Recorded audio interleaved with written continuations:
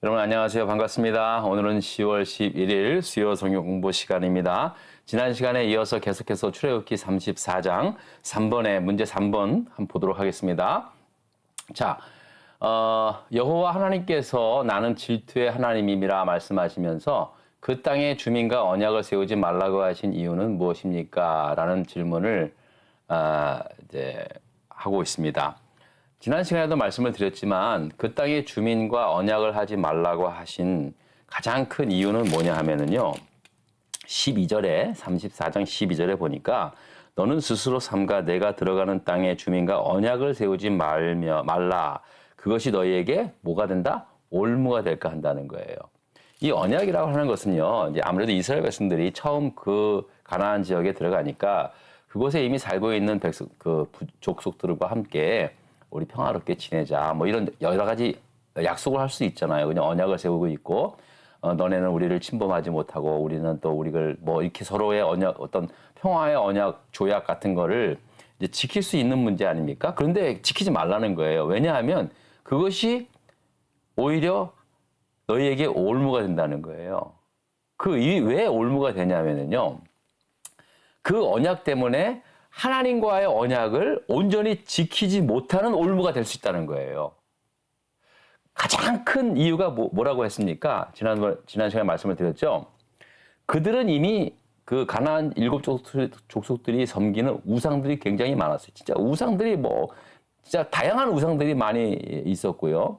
그 우상들로 하여금 진짜 우리 이스라엘 백성들도 자칫하다가는 금방 혹하며 빠져들어갈 만한 그러한 우상들을 그들이 섬겼다는 거예요. 왜 그러냐면 우상의 본질은 뭐라 그랬습니까? 우상의 본질은 나를 위하여 새겨 만든 어떤 신상들 내지는 나를 위하여 흠모하는 모든 것들이 우상화가 될 수 있거든요. 그러니까 나를 위한 것들이니까 나의 욕망, 나의 탐심, 내가 원하고 바라는 것들의 어떤 그 모습들이거든요. 그러니까 누구든지 우상을 섬기는 건 또 우상을 흠모하는 건 굉장히 흥미로운 일이에요. 누군지 혹할 수 있어요. 빠질 수 있어요.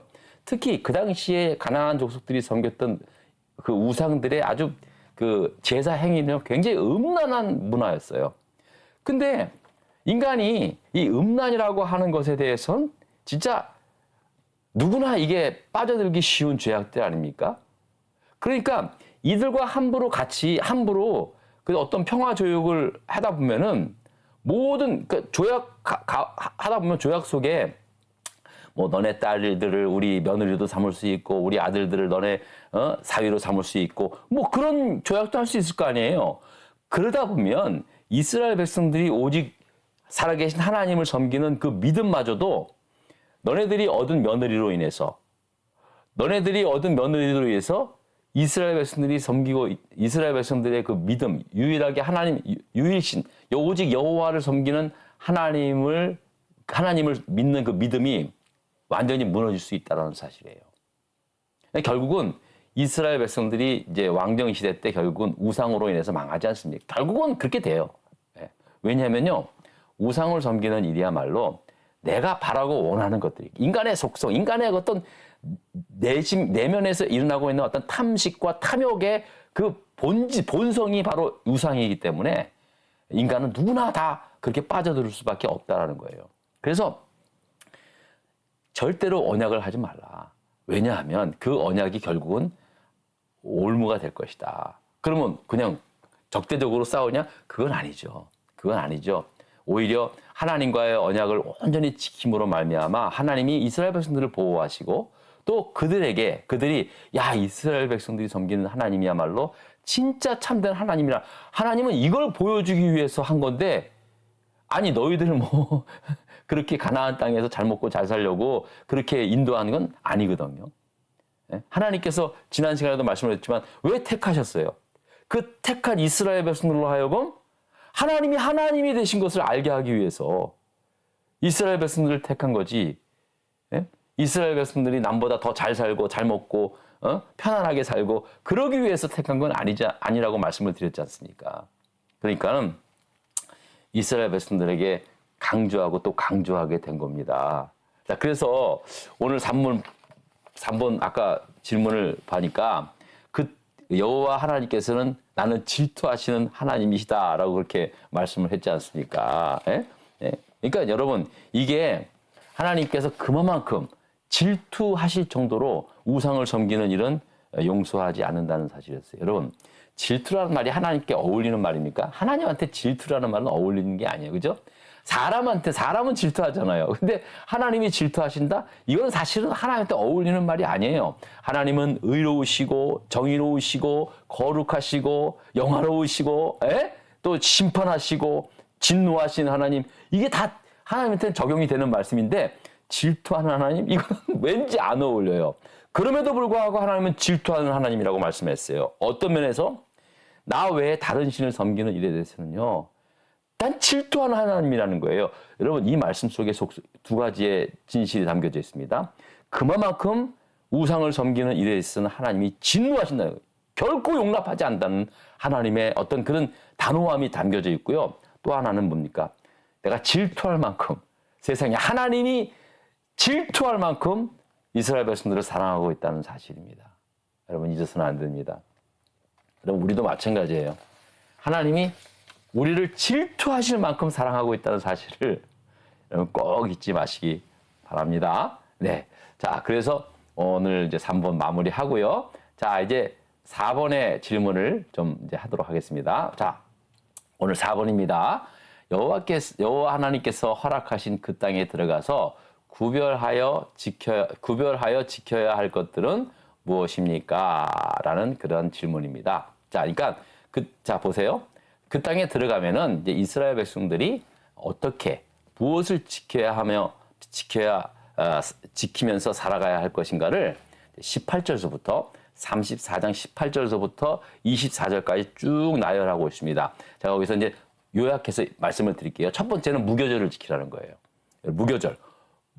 누룩 없는 빵을 먹고 쓴나물을 먹었던 그때를 지키라는 거예요. 언제입니까? 바로 애굽에서 나올 때, 탈출하면 나올 때 이제 이스라엘 백성들이 이제 누룩 없는 빵을 먹지 않습니까? 그리고 또 쓴나물을 먹고 그러면서 하나님이 애굽에서 이스라엘 백성들을 불러내었다는, 구원해 내었다는 이 사실을 매년 잊지 말고 지키라는 거예요.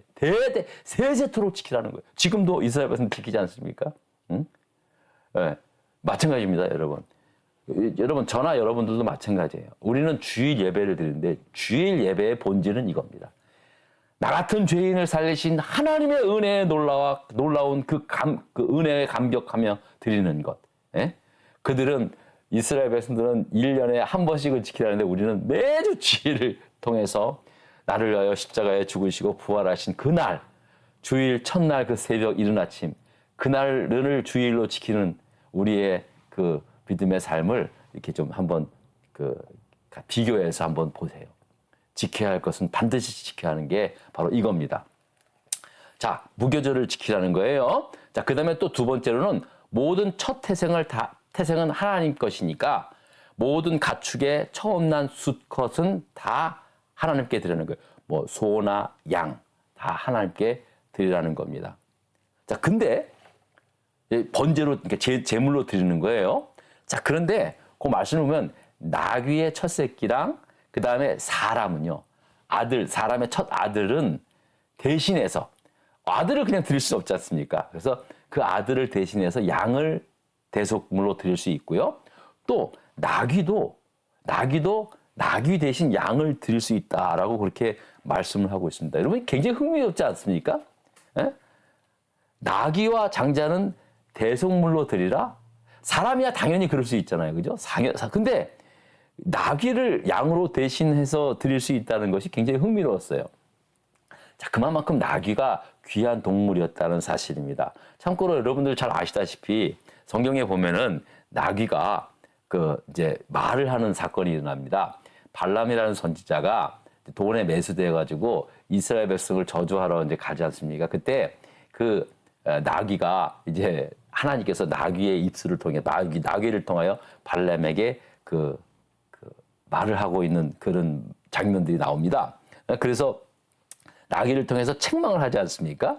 예? 그래서 그 베드로 후서 2장에 보면은요, 이 선지자의 미친 행동을 나귀가 저지했다고 했어요. 말로 하면서. 그러니까 나귀는 굉장히 아주 그런 그 동물이었고요. 또 무엇보다도 예수님께서 예루살렘 성에 입성하실 때 아직 사람이 타보지 못한 어린 나귀를 타고 입성하지 않았습니까? 그 강호니까 나귀가 그런 동물이더라고요. 굉장히 귀한 동물이었던 것 같아요. 그래서 그랬는지는 몰라도 나귀는 대속할 그 어린 양으로 대신해서 드릴 수 있다는 거예요. 근데 본질은 이겁니다. 여러분, 나귀가 왜 귀한 동물입니까? 그 당시에 교통수단은 유일한 거 아니겠습니까? 물론 말도 있었지만은 대부분 일반 대중들이 쓰는 유일한 교통수단이 나귀였거든요. 그러니까 나귀는 굉장히 그 이스라엘 백성들의 삶과 굉장히 밀접한 그러한 동물이었어요. 그렇기 때문에 다른 소나 양과는 달리 꼭 필요한 것들이기 때문에 나귀의 첫 새끼는 양을 대신해서 드릴 수 있다라고 하는 그 하나님의 말씀입니다. 그러니까 이런 거 보면은 하나님이 정말 우리를 너무나 잘 이해하고 있는 거예요. 예? 항상 그 하나님의 그 말씀들은요, 절대 그냥 일방적인 게 아니에요. 가만히 보면은요, 다 우리를 위한 거예요. 여러분, 이제 그 율법의 말씀들을 또 가만히 보면은요, 마치 하나님께 복종하라는 그런 의미의 말씀 같지만, 율법을 가만히 이렇게 뜯어 살펴보면요, 결국 왜 그걸 지켜야 하는지, 결국은 우리의 건강과 우리의 삶을 위하여, 다 우리를 위하여 지키라는 거예요. 참 놀라운 겁니다. 나귀가 그렇게 되었고요. 그래서 나귀랑 이게 이제 우리 신대원 시험 문제에 나올 법한 문제인데, 이제 이거는 모르잖아요. 사람이야 어린 양을 대신할 수 있지만 나귀도 어린 양을 대신해라. 이거는 굉장히 아주 중요한 그런 의미라고 저는 그렇게 생각을 했습니다. 저는 이런 것에 굉장히 참 하나님의 그 배려하심이 너무너무 좋아요. 이런 말씀을 이렇게 딱 보면서 정말 참 하나님이 참 너무 좋으신 분이구나. 그래서 우리의 세밀한 그 어떤 음성까지도 다 헤아리고 계시는 하나님이라는 걸 저는 그렇게 믿고 있습니다. 자, 근데 중요한 건 이겁니다. 모든 첫 태생을 하나님께 다 드리라는 거는요, 결국은 모든 생명은 다 하나님에 속한 것이다. 그거예요. 이게 이제 이 모든 첫 태생을 하나님께 드리라는 말의 본질은 이겁니다. 모든 생명이 다 하나님에 속한 것이니 모든 생명은 귀하게 여기라는 거예요. 귀하게 여기라는 거예요. 시편 36편 9절에 이런 말씀이 있습니다. 생명의 원천이 주께 있다 그랬어요. 모든 생명의 원천이 주께 있다는 거예요. 하나님에 속한 것이에요. 모든 생명. 그래서 생명 존중의 사상은요, 사실 기독교 하나님 말씀인 겁니다. 뭐 그렇다고 해서 무슨 고기 먹지 말라 그렇게 연관하는 건 아니고요. 그것도 고기도 하나님께서 주신, 가축도 하나님께서 주신 어떤 일종의 먹거리의 선물입니다. 그러나 그거하고 생명을 아주 그냥 무지하게 막 살해하고 없애고 또 생명이 죽어 나가는지도 모르고 막 공해를 유발하고 그런 거는 하나님의 가르침에 어긋난다는 말씀을 하고 있는 것입니다. 여러분, 저는 이거 말씀 보면서 윤동주 시인의 서시가 생각이 나더라고요. 그 별을 노래하는 마음으로 모든 죽어가는 것을 사랑해야지. 이 참 모든 죽어가는 것을 사랑해야지. 모든 생명을 사랑하겠다는 그런 그 시귀가 좀 생각이 나더라고요. 어쨌든 간에 여러분, 우리가 모든 생명들을 사랑할 수 있는 마음들을 가지고 있는 모든 생명이 하나님께 속했다라고 하는 이 생각을 꼭 여러분 마음속에 가지실 수 있기를 부탁을 드리겠습니다. 자, 그리고 빈손으로 내 얼굴을 보지 말라는 말씀이 있어요. 이 말은 뭐냐면요, 저는 개인적으로 개인적인 어떤 희생 제물 없이는 하나님 앞에 서지 말라는 거예요. 실제로 히브리서 9장 21절에 보면 피 흘림 없이는 사함이 없다고 말씀했거든요. 그러니까 하나님이 뭘 좋아해서가 아니라 하나님 앞에 섰을 때는요, 희생의 제물로 대신하여 서라는 거죠. 그게 바로 그 십자가의 그 은혜요 사랑입니다. 그러니까 그런 마음으로 우리가 하나님의 얼굴을 하나님의 영광을 구하는 그런 마음으로 서야 한다는 사실입니다. 자, 그리고 또 22절에 보니까요, 77절, 맥추절, 수장절을 지키라 그랬어요. 그러니까 세절기를 지키면서 남자들은 매년 3번씩 여호와 앞에 보이라는 거예요. 나갈 때 그냥 빈손으로 나가지 말라 그 말이죠. 자, 절기를 지키라는 말의 본질은 결국은 반드시 하나님께 나와오라는 거예요. 반드시 하나님께. 1년에 3번은 반드시 나와야 되는 거거든요. 20세 이상의 그 유대 남자들은 반드시 가야 돼요. 그래서 예수님께서는 어렸을 때도 부모님 따라서 이제 유월절을 지키러 예루살렘 성에 갔던 그 기록도 나오지 않습니까? 그러니까 반드시 절기를 지키라는 의미는 뭐냐면요. 무슨 그 풍습을 지키라는 것이 아니라 반드시 하나님의 자손은 하나님 앞에 서야 한다는 것이죠.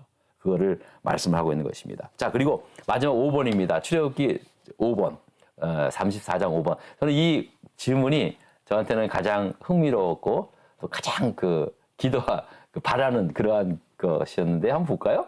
자, 5번. 모세가 백성들 앞에 섰을 때 얼굴을 수건으로 가렸습니다. 그 가린 이유가 무엇이었겠습니까? 라는 겁니다. 자, 여러분, 이제 이 내용은 대충 아실 겁니다. 무슨 내용인지. 이제 모세가 여호와 하나님 앞에 이제 대면하여 내려오지 않습니까? 하나님을 만나는 그 모세. 사실은 모세가 40일 동안 주야로 금식했어요. 성경에 보니까 물도 마시지 않았대요. 그러니까 이 말은 뭐냐면 사실 물 마시지 않은 채 40일은 못 삽니다, 사람이. 살 수가 없어요. 예? 40일 동안 금식하는 목사님들 봤는데 그는 물을 좀 마시고 했거든요. 근데 물을 안 마시면 사람은 금방 죽습니다. 그럼에도 불구하고 물도 마시지 않고 40일을 지냈다. 이건 무슨 말을 의미합니까? 하나님이 모세를 붙잡아 주셨다는 거예요. 40일 동안 모세가 산 건 육신의 삶이 아니었다는 거예요. 저는 그렇게 믿어요. 그렇기 때문에 물도 안 마시지 않고 40일을 버틴 거죠. 그거는 인간의 육신으로 버틴 게 아니에요. 하나님이 모세의 또 다른 차원의 삶으로 지키셨다는 거예요. 그러니까 모세가 산에서 내려오니까요. 모세의 얼굴이 너무 빛난 거예요. 사람들이 두려워서 모세 앞에 나갈 수가 없는 거예요. 그래가지고 결국은 모세가 수건을 쓰게 되었다는 거예요. 수건으로 자기 얼굴을 가린 거예요. 사람들이 너무 두려워하니까. 나 같으면 안 가리고 싶어. 그냥. 자, 봐라. 응? 내가 이 정도의 사람입니다. 내가 이 정도의 사람이다. 뭐 그렇게 하면 얼마나 좀 좋겠습니까? 사람들이 막 우러러 보지 않겠습니까? 예. 그런데 모세는 스스로 얼굴에 수건으로 가렸다는 거예요. 저는 이것도요. 이게 어떻게 보면은 이제 얼마나 광채가 났으면 그랬을까라고 했지만은요. 사실은 모세가 자기 스스로의 겸비함을 보여준 거예요. 나는 영광을 받을 대상이 아니다. 많은 사람들이 여러분 이 얼굴이 광채를 나는 게 그냥 왜 우리가 잘 먹고 좀 이렇게 나면 얼굴이 훤하십니다 그러잖아요. 그런 차원이 아니에요. 막 빛이 날 정도예요. 사람같이 안 보였다는 거예요. 그래서 사람들이 무서워서 피한 거예요. 그래서 모세가 그 백성들의 그 어르신들과 아론을 불러서 얘기를 하니까 그제서야 모세가 그 모세 진짜 맞구나. 처음에는 너무 빛나가지고 사람이 아닌가 했는가 봐요. 사람들이 무서워서 하니까. 그러니까 그때서야 이제 백성들이 모세 앞에 설 수 있었던 거예요. 그래서 모세는 자신의 얼굴을 가린 거죠. 자기의 영광은 자기의 빛난 얼굴은요. 그거는 가리는 거예요. 저는 모세의 그 믿음이 너무너무 좋더라고요. 사실 우리는요, 언제나 저를 포함해서 많은 사람들로 하여금 영광의 자리에 서기를 원합니다. 저도 마찬가지예요. 저도 이왕이면 많은 사람들의 주의를 받고 박수 받고 칭찬받고 싶지 않겠습니까? 다 누구나 그렇습니다. 다 누구나 사람들한테 빛나기를 원합니다. 다 빛나기를. 그래서 스타가 되잖아요. 빛나는 게 스타가 빛나는 거잖아요. 근데 모세는 그 빛나는 얼굴을 가렸다는 거예요. 나는 영광의 대상이 아니다. 오직 하나님만의 영광의 대상이다. 참, 저는 모세의 어떤 이런 모습이, 이게 너무나 감동이 되는 거예요. 이게 그냥 모세였기 때문에 그랬겠다고 하지만 우리는 오히려 남한테 더 빛나기를 원하는데, 어떻게 하면 좀 빛날까? 어떻게 하면 내 자식이 남보다 더 빛날까? 어떻게 하면 내가 하는 사업이, 어떻게 하면 내가 하는 내가 하는 학업이, 논문이, 다 남들한테 좀 빛내 보일까? 다 그런 마음으로 살지 않습니까? 저도 그런 마음이 있어요. 어떻게 하면 나도 좀 빛내 볼 수 있을까? 그런 마음이 저도 왜 없겠어요? 다 있죠. 하지만, 그거는 모세를 보니까는요, 오히려 그 빛을 얼굴로 가린 거예요. 나는 영광의 대상이 아니다. 나는 영광 받을 대상이 아니다. 오직 하나님만의 영광이다. 라고 하는 모세의 이 믿음을 저는 보게 되었습니다. 여러분, 우리가 모세는 아니더라도 일단은 저는 여러분들 모든 얼굴에 예수 그리스도께서 주시는 평강의 빛이 빛나시기를 주님의 이름으로 축원합니다. 아멘. 다시 한번 축복합니다. 여러분들의 삶이 하나님께서 주시는 생명의 빛으로 빛나기를 축원합니다. 아멘. 그러나 모든 영광은 하나님께만 돌리는 저와 여러분 될 수 있기를 부탁을 드리겠습니다. 네, 오늘 또 34장 이걸로서 마무리하도록 하겠습니다. 다음 주에는 35장의 말씀을 함께 보도록 하겠습니다. 여러분 감사합니다.